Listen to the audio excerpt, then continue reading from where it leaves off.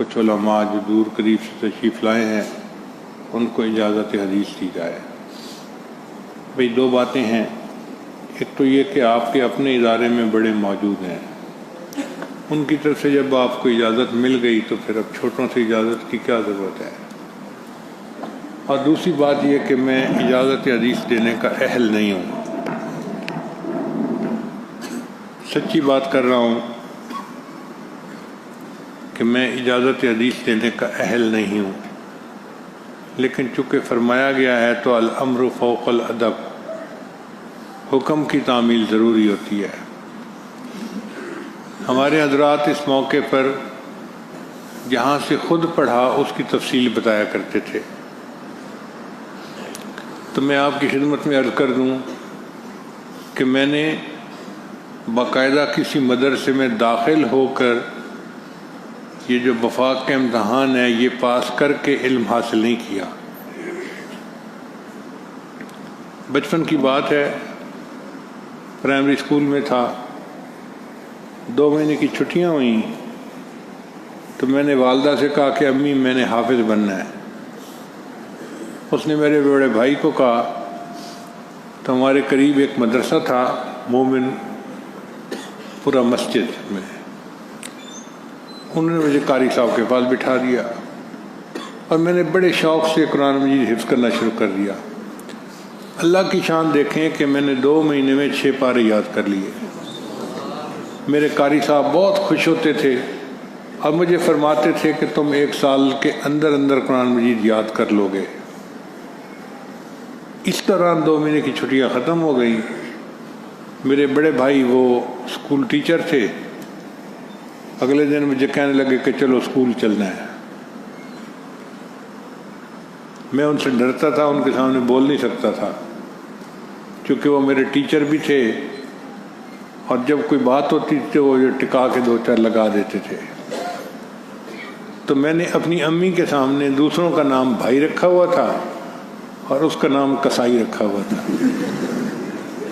امی میرے 5 جو ہے نا یہ بھائی ہیں اور یہ جو ہے نا یہ تو کسائی ہے، اور وہی کسائی مجھے اب سب سے زیادہ پیارے لگتے ہیں کہ انہوں نے میری تربیت کی اور مجھے بچپن میں انہوں نے خوب ٹکا کے جکڑ کے رکھا اور برے ماحول سے بچایا۔ تو وہ کہنے لگے کہ اسکول چلو، تو میں اسکول چلا گیا۔ جب واپس آیا تو پھر میں امی کے پاس بیٹھ کے خوب رویا دھویا، امی میں تو حافظ بن رہا تھا اور سبق بھی اچھا پڑھتا ہوں اور قاری صاحب بھی خوش ہیں، مجھے کیوں اسکول لے کے جاتے ہیں، میں نے اسکول نہیں جانا۔ تو والدہ نے بات کی کہ بیٹا اس کا شوق ہے حافظ بننے کا تو تم اسے کیوں اسکول لے جاتے ہو؟ تو بھائی جان نے جواب دیا، امی میں اس کو منع نہیں کر رہا، یہ دین پڑھنا چاہتا ہے نا؟ ہاں میں دین پڑھنا چاہتا ہوں۔ انہوں نے کہا کہ اچھا یہ بتاؤ اسکول میں تمہارے سبجیکٹ کتنے ہیں؟ اس زمانے میں ہمارے سبجیکٹ تھے 8۔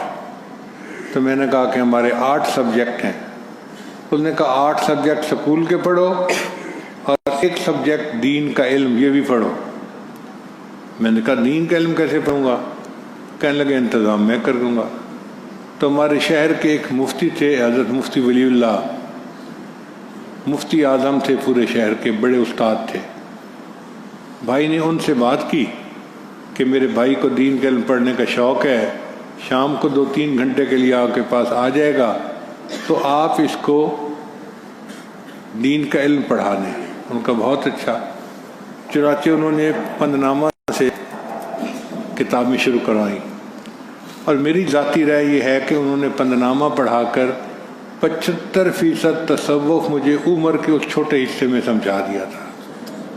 پھر انہوں نے گلستان پڑھائی، بوستان پڑھائی، پھر مالا بدھا من پڑھائی۔ میں نے شرح میات عامل تک کی ساری کتابیں ان کے ساتھ پڑھ لی۔ پھر ایک وقت آیا کہ میں یونیورسٹی میں چلا گیا۔ اب یونیورسٹی لاہور میں تھی تو میں نے داخلہ لے لیا انجینئرنگ میں، مگر میرے دل میں شوق تھا، شام کو پڑھتا تھا، وہ سلسلہ جاری رہتا۔ تو میں شام کو باہر نکلا کہ میں دیکھوں کہ یونیورسٹی کے قریب کوئی مدرسہ ہے یا نہیں۔ تو یونیورسٹی کی دیوار کے بالکل ساتھ ایک محلہ ہے، اس کو کہتے ہیں بیگم پورہ۔ کسی مغلیہ شہزادی نے وہ محلہ آباد کیا تھا، اور وہاں پہ ان کے محلات اور بلڈنگز بھی نظر آتی ہیں۔ نام اس کا بیگم پورہ مشہور ہو گیا۔ اس میں ایک مدرسہ تھا، اس کا نام تھا ضیاء العلوم، اور گلگت کے کچھ علماء تھے جو مفتی تھے، ناظم تھے وہاں کے۔ میں معتمم صاحب کے پاس گیا، میں نے انہیں بتایا کہ جی میں دین کا علم پڑھنے کا شوق رکھتا ہوں، مگر میں یونیورسٹی کا طالب علم ہوں، شام کو میں 2-3 گھنٹے کے لیے آ جاؤں گا، آپ استادوں کو مجھے پڑھا دیا کریں۔ وہ بڑے خوش ہو گئے۔ اس زمانے میں یونیورسٹی میں انجینئر بننے والا کوئی بچہ مدرسے میں آتا تو یہ انوکھی بات سمجھی جاتی تھی۔ انہوں نے سب کو بلایا اور کہا کہ بھائی ایک ایک مضمون سب اس کو پڑھائیں۔ تو الحمدللہ میرا وہاں پر انتظام ہو گیا، میں نے ساری کتابیں مدرسے کے اندر پڑھی۔ رہ گئی بات امتحان دینے کی، اس زمانے میں وفاق نیا نیا بنا تھا تو کوئی اتنا چرچا نہیں تھا۔ ایک ہمارے مفتی صاحب تھے پٹھان، میں نے ان سے پوچھا کہ حضرت میں نے سنا ہے کوئی وفاق کے امتحانات ہوتے ہیں، اگر آپ اجازت دیں تو میں بھی وفاق کا امتحان دے دیتا ہوں۔ وہ مجھے کہنے لگے تمہیں علم چاہیے یا کاغذ کا پرچہ چاہیے؟ میں نے کہا حضرت مجھے علم چاہیے، لیکن اگر سند بھی ساتھ ہو جائے تو بہت اچھی ہوتی ہے۔ کہنے لگے یونیورسٹی پڑھنے والے لڑکے ایسے ہوتے ہیں، بس ان کے دماغ میں دنیا گھسی ہوتی ہے، کیا ضرورت ہے اس پرچے کی؟ میں نے پھر کہا حضرت آپ اجازت دے دیں تو میں تیاری کرتا ہوں وفاق کے امتحان دینے کی۔ وہ مجھے کہنے لگے اچھا یہ بتاؤ کہ وفاق والے جو علماء ہیں انہوں نے کس وفاق کے تحت امتحان پاس کیا ہوا ہے؟ اب میں چھوٹا سا بچہ تھا، میں چپ ہو گیا، تو میں امتحان کی تیاری نہ کر سکا۔ اگر وہ مجھے اس وقت اجازت دے دیتے تو میں یونیورسٹی میں فرسٹ آنے والا بچہ تھا، میں وفاق کے امتحان میں مقبول درجے میں تو پاس ہو ہی جاتا۔ یہ کون سا مشکل کام تھا؟ لیکن ہوتا وہی ہے جو اللہ کو منظور ہوتا ہے۔ اس نے مجھے کہا کہ تمہارے پیر صاحب کس وفاق کے تحت عالم بنے؟ تو وہ تو استادوں سے پڑھ کے عالم بنے تھے۔ میں نے کہا جی استادوں سے؟ کہنے لگے ہم بھی استادوں سے پڑھ کے عالم بنے ہیں، تم بھی استادوں سے پڑھو اور عالم بنو اور چھوڑو وفاق کو، کیا تمہارے دماغ میں یہ کیڑا پڑا ہوا ہے؟ تو امتحان نہ میں دے سکا، اسی میں کوئی حکمت ہوگی۔ بہرحال بخاری شریف میں نے، ہمارے ایک استاد تھے حضرت مولانا جعفر صاحب، ابھی زندہ ہیں، ان سے سبکن پڑھی، من الابتداء الی الانتہاء متن و روایہ کلو، اور وہ حافظ بخاری ہیں، بلکہ ہمارے مدرسے میں حفظ بخاری کے شعبے کے وہ انچارج بھی رہے ہیں۔ ویسے میرے استاد ہمارے شیخ الحدیث حضرت مولانا حبیب اللہ صاحب دامت برکاتہم وہ ہیں، میرے بچوں کے بھی استاد وہ ہیں، میرے بھی استاد وہی ہیں۔ مجھے زندگی میں جب کبھی کوئی مسئلہ کہیں پوچھنا ہو، میں کہیں بھی ہوں، میں ان کو فون کرتا ہوں اور پوچھتا ہوں استاد جی یہ مسئلہ بتا دیجئے، جو بتا دیتے ہیں اس کے اوپر عمل کرتا ہوں۔ حتیٰ کہ جو میں بیان وغیرہ کرتا ہوں نا، اس کو میں باقاعدہ کو دکھا کچھ پھر جس کو وہ ویریفائی کر دیتے ہیں یہ مضمون ٹھیک ہے، پھر میں بیان کی جرات کرتا ہوں، ویسے میں بیان نہیں کرتا۔ تو میرے ہر وقت کے استاد ہیں، اور الحمدللہ کہ زندگی ان علماء کی نگرانی میں ہی گزر رہی ہے۔ میرے اندر جو دیوبندیت کی محبت پیدا ہوئی، اس کے سبب ایک مفتی تھے جامعہ اشرفیہ کے، ان کا نام تھا مفتی جمیل احمد تھانوی رحمۃ اللہ علیہ۔ میرے اس وقت شیخ تھے حضرت سید وار حسین شاہ رحمۃ اللہ علیہ، یہیں کراچی ناظم آباد میں رہتے تھے۔ میں نے ان سے پوچھا کہ حضرت اگر مجھے کوئی مسئلہ پوچھنا ہو تو میں کن سے پوچھوں؟ انہوں نے کہا کہ جامعہ اشرفیہ میں مفتی ہیں جمیل احمد تھانوی، ان کے پاس چلے جانا۔ میں لڑکا سا تھا اس وقت، سائیکل پہ بیٹھا اور جامعہ اشرفیہ پہنچ گیا۔ مفتی جمیل احمد تھانوی کی اس سے بات کر رہے تھے۔ میں نے آ کے کہا کہ حضرت میں آپ سے کوئی مسئلہ پوچھنے کے لیے آیا ہوں۔ تو انہوں نے مجھے کہا کہ میرے پاس 5 منٹ ہیں، جو بات کرنی ہے 5 منٹ کے اندر سمیٹنا۔ چونکہ لوگ آتے 5 منٹ کہہ کریں اور پھر 20 منٹ خراب کر دیتے ہیں. تو میں نے ان سے ایک ہی سوال پوچھا کہ حضرت میں چاہتا ہوں کہ میرا ہر عمل سنت کے مطابق ہو، مگر کس کام میں سنت کیا ہے مجھے اس کا پتہ نہیں ہے، تو میں آپ سے یہ سیکھنے کے لیے آیا ہوں. تو مفتی صاحب کا چہرہ کھل اٹھا، اچھا تم سنتوں پر عمل کرنا چاہتے ہو. چنانچہ انہوں نے 5 منٹ کے بجائے مجھے 2.5 گھنٹے دیے، اور 2.5 گھنٹے انہوں نے مجھے سمجھایا کہ ایک سنت یہ ہوتی ہے اور ایک سنت یہ ہوتی ہے، اور ہمارے اکابر اس طرح عمل کرتے تھے سنت پر. انہوں نے میرے دل میں سنت کی اہمیت اور زیادہ ڈال دی. پھر انہوں نے فرمایا کہ تم نے بہت معیاری بات پوچھی ہے، امید ہے تم اپنا ٹائم بھی نہیں خراب کرو گے، میرا ٹائم بھی نہیں خراب کرو گے. تو اب جب بھی تم آنا آ کے دارالافتاء میں اس کونے میں بیٹھ جانا، میں جب فارغ ہوں گا تو میں تمہیں اپنے پاس بلا لیا کروں گا. اس کے بعد یہ عادت بن گئی کہ میں ان کے پاس جاتا، وہ مجھے اپنے پاس بلا لیتے، کبھی 2 گھنٹے کبھی 3 گھنٹے. وہ مجھے اپنے اکابرین کے واقعات بھی سناتے. ان کا تقوی ایسا تھا، ان کے واقعات سن کے میرے دل میں اکابر علماء دیوبند کی جو محبت تھی نا وہ بہت گہری ہو گئی. ایک دفعہ میں نے بات کرتے ہوئے کہا، بس میں گیا روٹی ووٹی کھائی اور یہ کیا ہوئے. تو انہوں نے مجھے فوراً ٹوکا، ارے تم نے یہ کیا کہا؟ جی میں نے کہا کہ میں نے روٹی ووٹی کھائی. کہنے لگا روٹی تو ہوتی ہے جو کھائی ہوگی، تو ووٹی کیا ہوتی ہے؟ اب میں چپ. اچھا اس کا مطلب یہ ہے کہ تم زبان سے فالتو الفاظ بھی بولتے ہو. پھر مجھے کہنے لگے کہ اس سے یہ بھی پتہ چلتا ہے کہ جو تم خود بولتے ہو تمہارے کان اس کو نہیں سنتے. جو تم خود بولتے ہو تمہارے کان اس کو نہیں سنتے. پھر عجیب بات کہی، کہنے لگے کہ دیکھو جو کان تمہارے منہ کے اتنا قریب ہیں، جب تمہارے منہ سے نکلی بات یہ کان نہیں سنتے، تو جو کان اتنا دور بیٹھے ہوئے ہوں گے وہ تمہاری بات کیا سنیں گے؟ تو پھر انہوں نے اتنا محتاط کر دیا کہ ایک ایک لفظ ہم سوچ سمجھ کر بولتے تھے، اور سچ اور جھوٹ اور غیبت اور ان چیزوں کو بہت کلیئر کیا انہوں نے.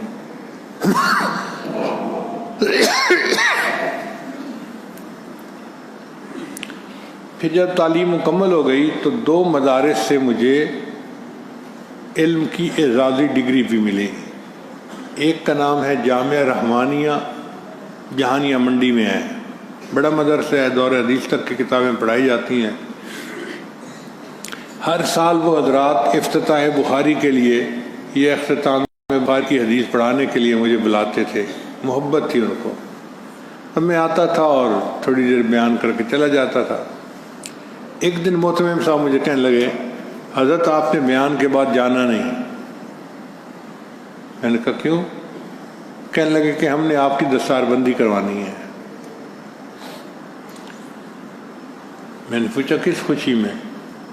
کہنے لگے آپ ہمارے طالب علم ہیں. تو میں نے کہا استاد جی یہ تو جھوٹ نہیں بن جائے گا؟ بندہ حیران ہو جاتا ہے نا. تو میں نے یہ الفاظ کہے، میں نے کہا استاد جی یہ تو جھوٹ نہیں بن جائے گا. انہوں نے اپنا رجسٹر کھولا، کہنے لگے کہ اس سال کے داخلوں میں، دور حدیث کے داخلے میں سب سے پہلے میں نے آپ کا نام لکھا تھا، اور پورا سال آپ تبلیغ کرتے رہے، میں آپ کی حاضریاں لگاتا رہا، لہذا آپ ریکارڈ کے اعتبار سے ہمارے مدرسے کے باقاعدہ طالب علم رہے ہیں، اور شورا نے یہ فیصلہ کیا ہے کہ آپ کو اعزازی ڈگری دینی چاہیے. پھر کہنے لگے حضرت جی اب کوئی تکلیف ہے آپ کو؟ کہ نہیں، اب میں کیا کہہ سکتا ہوں جب شورا کا فیصلہ ہے. تو الحمدللہ انہوں نے اعزازی سند بھی دی، عالمیہ کی، اور دستار بندی بھی کروائی. میں علماء کی تصدیق کو اپنے لیے سعادت سمجھتا ہوں.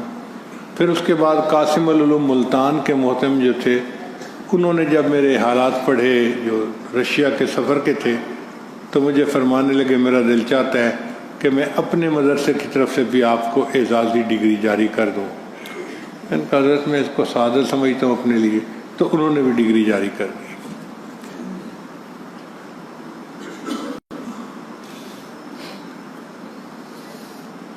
صرف النحو کا دورہ میں نے حضرت مولانا محمد اشرف شاد جو تھے ان سے تقریباً 3 دفعہ کیا، اور انہوں نے تقریباً 2000 الفاظ کے صیغے مجھ سے نکلوائے تھے۔ ایک رجسٹر بنایا ہوا تھا، اور ایسا اس زمانے میں شوق چڑھا تھا کہ کوئی پنجابی کا لفظ آ جاتا تھا نا تو ہم اس کے بھی صیغے بنایا کرتے تھے، طالب علم ہے نا۔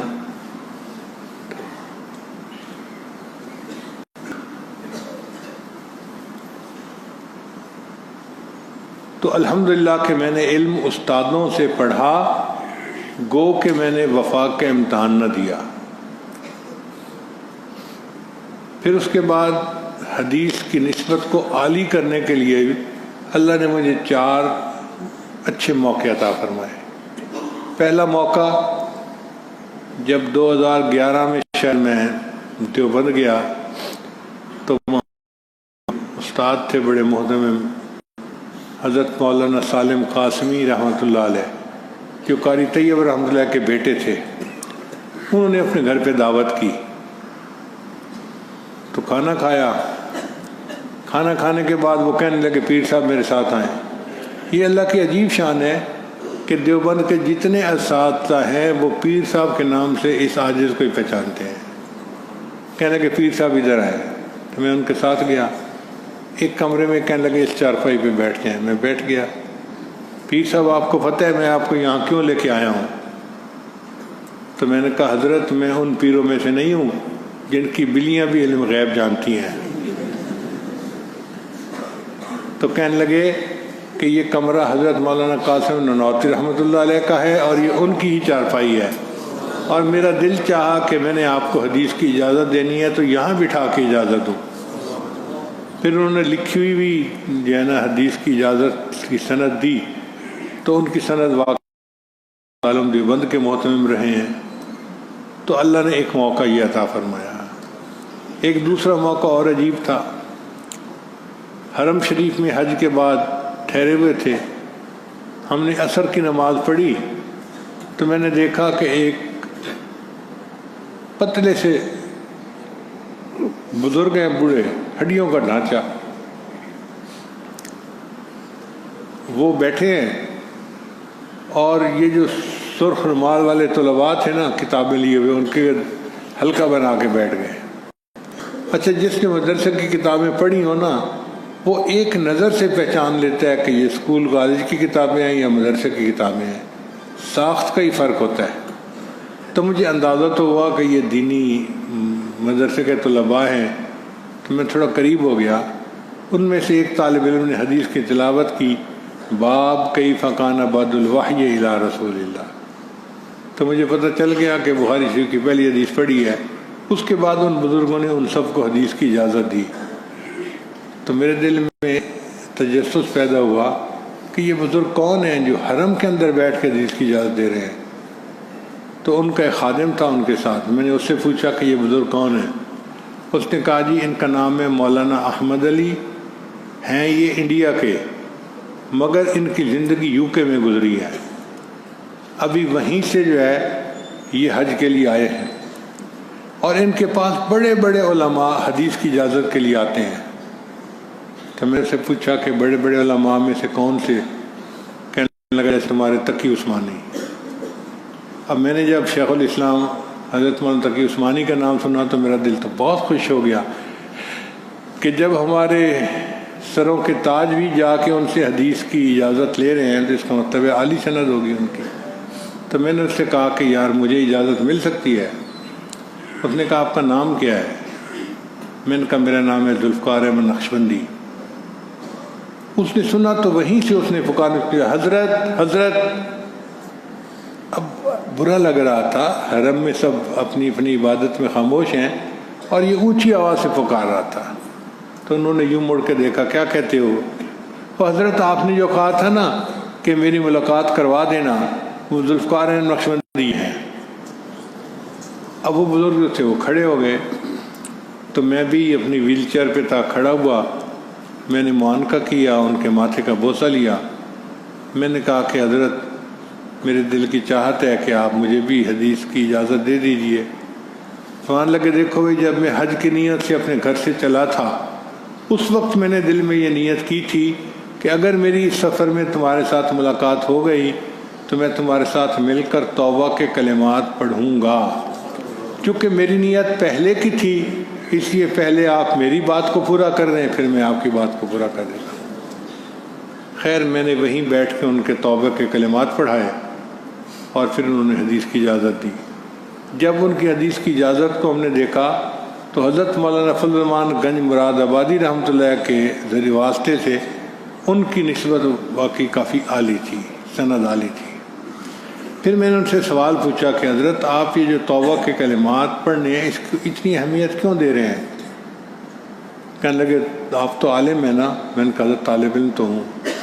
کہنے لگے دیکھو اللہ نے قرآن مجید میں فرمایا ہے فاستقم کما امرت ومن تاب معک، کہ تم بالکل سیدھے رہو شریعت کے اوپر اور وہ لوگ جو تمہارے ساتھ توبہ طائب ہوئے۔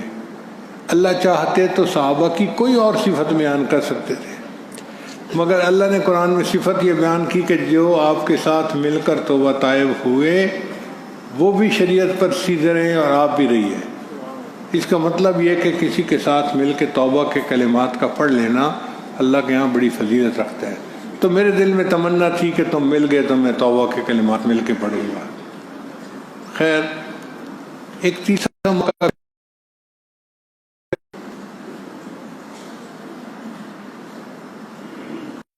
وہ تھا کہ ہم لوگ تھے استنبول میں، تو مجھے نے بتایا کہ علامہ زاہد القوسی رحمۃ اللہ کے ایک آخری شاگرد اس وقت دنیا میں موجود ہیں اور حکومت نے ان کو قیمتی اثاثہ کے طور پہ اپنی حفاظت میں لے لیا۔ یعنی حکومت نے یہ فیصلہ کیا ہے کہ یہ بندہ ایسا ہے کہ اس جیسا کوئی اور بندہ دنیا میں نہیں ہے علم کی نسبت رکھنے والا، ان کی صحت کی حفاظت رکھنا یہ حکومت کی ذمہ داری ہے۔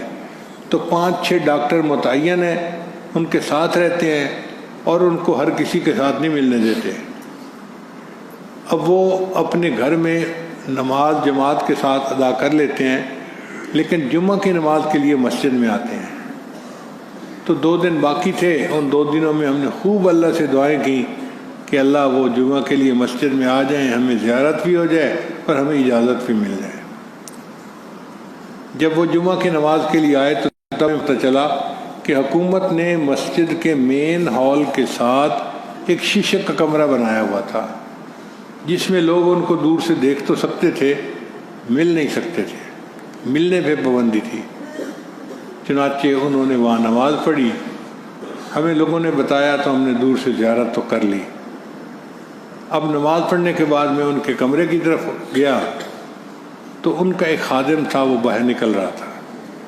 میں نے اسے کہا کہ بھائی کیا حضرت سے میری ملاقات ہو سکتی ہے؟ اس نے کہا آپ کون ہیں؟ میں نے کہا ذوالفقار احمد نقشبندی، پاکستان سے آیا ہوں۔ اس نے دور سے کہا ڈاکٹروں کو کہ پاکستان کے ایک عالم آئے ہیں، وہ ملنا چاہتے ہیں۔ تو جو ڈاکٹر تھے نا وہ دروازے کے قریب آ گئے اور مجھے کہنے لگے کہ نہیں آپ نہیں مل سکتے۔ پھر حضرت ادھر قریب آئے تو انہوں نے ان کو بھی منع کر دیا کہ آپ نہیں مل سکتے۔ ان کا کیوں نہیں مل سکتا؟ ان کا اس لیے کہ آپ کی صحت کی حفاظت ہماری ذمہ داری ہے۔ We are duty bound to take care of you, الفاظ کے اس نے، یہ ہماری ذمہ داری ہے۔ اور یہ بندہ تو پاکستان سے آیا ہے اور پاکستان میں تو ہیلتھ کنڈیشن بہت خراب ہے، پتہ نہیں کتنے قسم کے بیکٹیریا اور وائرس یہ ساتھ لے کے آیا ہوگا، ہم آپ کو نہیں ملنے دیتے۔ اب میں یہاں کھڑا ہوں، درمیان میں 2 ڈاکٹر کھڑے ہیں اور ادھر حضرت کھڑے ہیں، وہ مجھے دیکھ رہے ہیں، میں ان کو دیکھ رہا ہوں، اور میرا بھی دل چاہتا ہے کہ یہ ذرا قریب آئیں اور میں مزید بات کروں، ملاقات کروں۔ تو ان بزرگوں نے اس سے پوچھا کہ تم کیا سمجھتے ہو کہ ان کو ملنے سے مجھے موت جلدی آ جائے گی؟ میں نے کہا ہاں۔ کہنے لگے اچھا اگر اس کو ملنے سے کل کی بجائے آج موت آتی ہے نا تو میں مرنے کے لیے تیار ہوں۔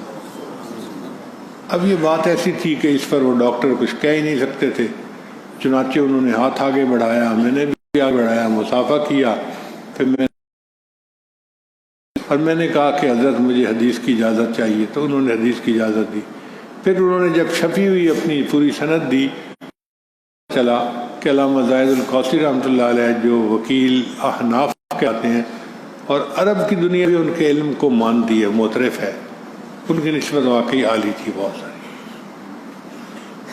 ایک اور آخری بات کہ 3 سال پہلے ازبکستان کی گورنمنٹ نے مشائخ کو بخارا میں دعوت دی آنے کی، تو پاکستان میں ہمیں بھی دعوت ملی تو ہم نے تیاری کی۔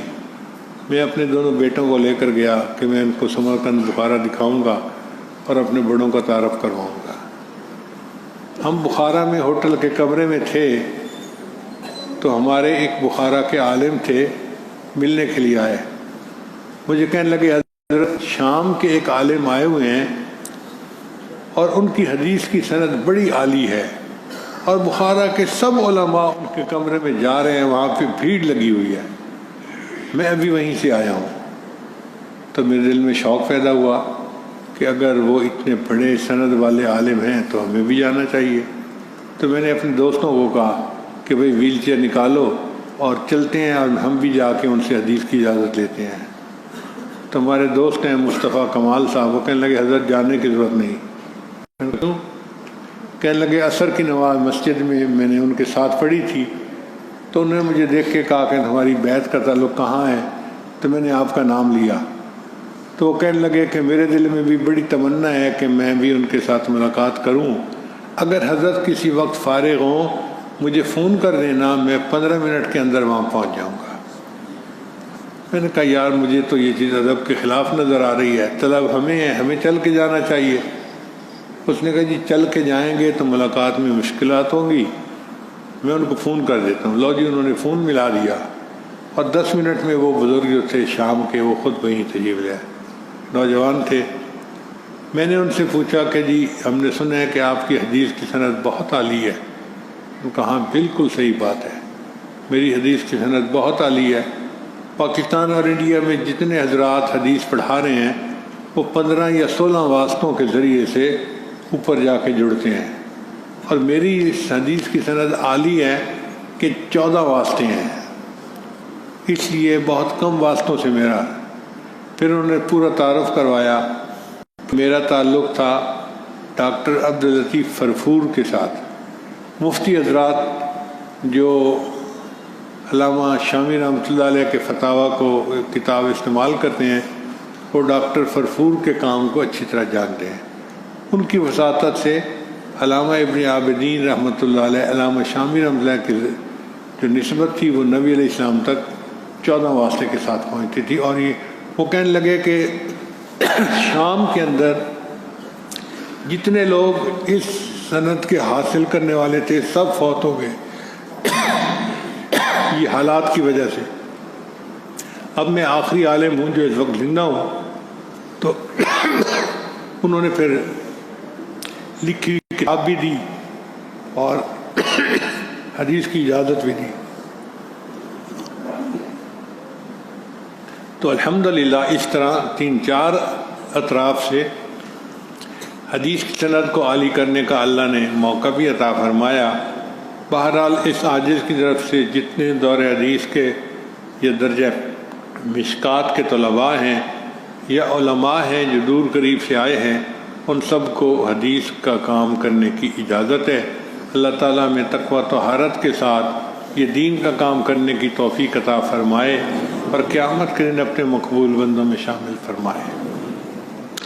دعا کر لیجئے۔ سبحان ربی العظیم، اللہم صلی علی سیدنا محمد وعلی آل سیدنا محمد وبارک وسلم۔ اے رب کریم، ہم آپ کے عاجز مسکین بندے ہیں، ہمارے گناہوں کو معاف فرما، خطاؤں سے درگزر فرما، عیبوں کی پردہ پوشی فرما۔ اللہ ہماری نگاہوں کو پاک فرما، دلوں کو صاف فرما، سینوں کو اپنی محبت سے لبریز فرما، اپنے عشق کی آتش ہمارے سینوں میں پیدا فرما، ہمارے انگ انگ سے اپنے ذکر کو جاری فرما، روئے روئے سے اپنے ذکر کو جاری فرما، ہڈی ہڈی بوٹی بوٹی میں اپنی محبت پیدا فرما، ہماری ان دعاؤں کو اپنی رحمت سے قبول فرما۔ پروردگار عالم رحمت کا معاملہ فرما۔ اے اللہ ہماری جسمانی بیماریوں کو دور فرما، روحانی بیماریوں کو دور فرما۔ اللہ جو مقروض ہیں قرضے کی ادائیگی کی سبیل پیدا فرما۔ اللہ جو پریشان ہیں ان کی پریشانیوں کو دور فرما۔ اللہ بے اولادوں کو نیک اولاد عطا فرما۔ جو صاحب اولاد ان کی اولادوں کو نیکوکار بنا، فرما بردار بنا، ماں باپ کی آنکھوں کی ٹھنڈک بنا۔ جن گھروں میں جوان بچے بچیاں موجود ہیں اللہ ان بچوں کو نیک رشتے عطا فرما۔ ماں باپ کے لیے فرض ادا کرنا آسان فرما۔ اللہ ہمیں بار بار اپنے گھر کا دیدار عطا فرما۔ اپنے حبیب صلی اللہ علیہ وسلم کے در کی قبولیت والی حاضری بار بار نصیب فرما۔ اللہ آپ نے قرآن مجید میں فرمایا وَأَمَّا السَّائِلَ فَلَا تَنْهَرْ، سوالی کو انکار نہ کرو۔ اللہ جب ہم کمزوروں کو حکم ہے ہم سوالی کو انکار نہ کریں۔ اے مالک ہم بھی تو آپ کے در کے سوالی ہیں، اے اللہ آپ بھی انکار نہ فرمائیے، ہماری دعا کو قبول فرما لیجئے۔ اللہ آپ نے فرمایا ادعونی استجب لکم، بندو تم دعا مانگو میں دعاؤں کو قبول کروں گا۔ اللہ آپ بھی سچے، آپ کے وعدے بھی سچے۔ اللہ ہم نے جو دعائیں مانگی ہیں اپنی رحمت سے ان کو قبول فرما لیجئے۔ اے اللہ آپ کے پیارے یوسف علیہ السلام کریم تھے، انہوں نے اپنے بھائیوں کو معاف کرتے ہوئے کہہ دیا تھا لا تثریب علیکم اليوم، تمہارے اوپر آج کوئی قصور نہیں۔ اے اللہ آپ کے پیارے حبیب صلی اللہ علیہ وسلم بھی کریم تھے، انہوں نے فتح مکہ کے دن قریش مکہ کو یہی الفاظ کہہ دیے تھے لا تثریب علیکم اليوم۔ اے اللہ آپ سب کریموں سے بڑے کریم ہیں اور آپ کو اپنی شان کریمی پہ بڑا ناز ہے، اور اللہ آپ نے قرآن پاک میں اس کی جگہ جگہ تذکرے بھی کیے ہیں۔ اے اللہ اپنی شان کریمی کا اظہار فرما دیجئے۔ آج آپ بھی اپنے بندوں کو یہی کہہ دیجئے لا تثریب علیکم اليوم اذهبوا انتم الطلقاء، جاؤ تمہیں آج بخش دیا گیا۔ اللہ ہمیں بخشائے گھروں کو لوٹا دیجئے، رحمت فرما دیجئے۔ اے اللہ آپ نے تو قرآن مجید میں اپنے 2 انبیاء کو جب بھیجا فرعون کے پاس تو ارشاد فرمایا فَقُولَا لَهُ قَوْلًا لَيِّنًا، اس کے ساتھ نرم گفتگو کرنا۔ اے اللہ وہ فرعون جو انا ربکم الاعلیٰ کا دعویٰ کرتا تھا آپ اس کے ساتھ نرم سلوک کا حکم فرماتے ہیں۔ اے اللہ جتنا مجمع یہاں موجود ہے یہ سارے کے سارے روزانہ سجدے میں سر ڈال کے سبحان ربی الاعلیٰ کی تصدیق کرتے ہیں۔ اے اللہ آپ بھی ہمارے ساتھ نرمی کا معاملہ کر لیجئے، گناہوں کو معاف کر دیجئے، خطاؤں سے درگزر فرما دیجئے۔ اللہ ہماری ان دعاؤں کو اپنی رحمت سے قبول فرما۔ اے اللہ اس ادارے کو دن دگنی رات چوگنی ترقی نصیب فرما۔ اے اللہ جتنے یہاں طلباء ہیں ان سب کو اپنے مقبول بندوں میں شامل فرما۔ جو ادارے کے معاونین ہیں اللہ ان کو اپنے مقربین میں شامل فرما۔ پروردگار عالم جو مدرسے کے محتمم ہیں اللہ ان کو برکتوں والی خوشیوں والی لمبی زندگی نصیب فرما، قبولیت والی لمبی زندگی نصیب فرما، ان کے فیض کو اور زیادہ جاری و ساری فرما۔ ہماری ان دعاؤں کو اپنی رحمت سے قبول فرما۔ اے اللہ ہمارا آپ کے سوا کوئی حاجت روا نہیں، کوئی مشکل کشا نہیں، کوئی ہماری اور پناہ گاہ نہیں، نہ کہیں جہاں میں اما ملی، جو اما ملی تو کہاں ملی۔ میرے جرم خانہ خراب کو تیرے عفو بندہ نوازوے۔ اے اللہ ہم پر ترس کھا لیجئے، ہمارے پاس عمل نہیں ہے جو آپ کی خدمت میں ہم پیش کر سکیں، ہمارے پاس ندامت کے سوا کچھ نہیں۔ اللہ ہم پر رحمت کر دیجئے، ترس کھا لیجئے، گناہوں کو معاف کر دیجئے اور نیکیوں بھری زندگی عطا فرما دیجئے۔ اللہ ہماری ان دعاؤں کو اپنی رحمت سے قبول فرما۔ پروردگار عالم مہربانی کا معاملہ فرما، ہماری ان دعاؤں کو اپنی رحمت سے قبول فرما۔ صلی اللہ تعالی علی حبیبہ سیدنا محمد۔ اے اللہ ہمارے اس ملک کی حفاظت فرما، ہمیں آزادی کی قدر کرنے کی توفیق عطا فرما۔ اے اللہ اس ملک کو دین کا قلعہ بنا اور ہمیں شریعت و سنت کے مطابق زندگی گزارنے کی توفیق عطا فرما۔ اے اللہ یہ ملک بحرانوں کا شکار ہے، سب بحرانوں سے نجات عطا فرما۔ اے اللہ جو ملک کے دشمن ہیں ان کو ہدایت عطا فرما، جن کی قسمت میں ہدایت نہیں ان کو چن چن کے دفع دور فرما۔ ربنا تقبل منا انک انت السمیع العلیم تب علینا انک انت التواب الرحیم۔ صلی اللہ تعالی علی حبیبہ سیدنا محمد وآلہ واصحابہ اجمعین۔ برحمتک یا ارحم الراحمین۔